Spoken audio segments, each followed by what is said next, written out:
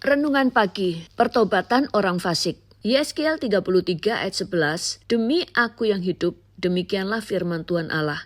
Aku tidak berkenan kepada kematian orang fasik, melainkan aku berkenan kepada pertobatan orang fasik itu dari kelakuannya supaya ia hidup. Masalah penderitaan, kesesakan, kemalangan, atau malapetaka yang terjadi di dalam kehidupan seseorang itu tidak semuanya disebabkan karena kesalahan atau dosa, seperti yang dialami oleh orang yang buta sejak lahirnya. Dan juga Ayub.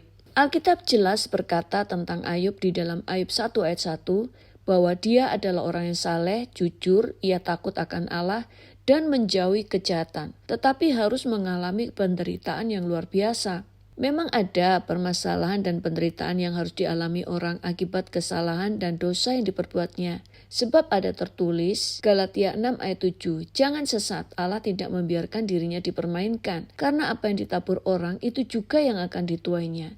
Tidak mudah bagi manusia untuk mengerti dan memahami kebijaksanaan Tuhan yang tak terbatas itu. Yesaya 55 ayat 8-9 berkata, sebab rancanganku bukanlah rancanganmu, dan jalanmu bukanlah jalanku.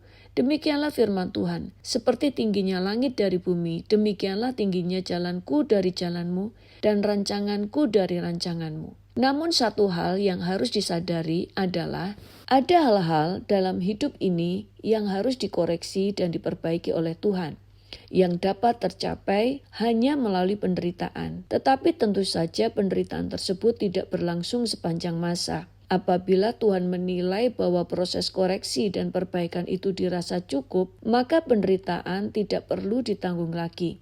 Inilah faedah penderitaan. Dan Allah, sumber segala kasih karunia yang telah memanggil kamu dalam Kristus kepada kemuliaannya yang kekal, akan melengkapi, meneguhkan, menguatkan, dan mengokohkan kamu sesudah kamu menderita seketika lamanya. Juga terhadap orang berdosa yang sudah diperingatkannya melalui firman-Nya, tetap mengeraskan hati dan tetap melakukan dosa, seketika itu juga Tuhan izinkan ia mengalami penderitaan. 2 Petrus 3 ayat 9 berkata, karena ia menghendaki supaya jangan ada orang yang binasa, melainkan supaya semua orang berbalik dan bertobat.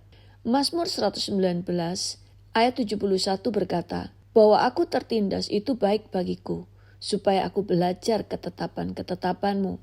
Daud justru bersyukur pada waktu dia ditindas, supaya dia bisa belajar ketetapan-ketetapan Tuhan.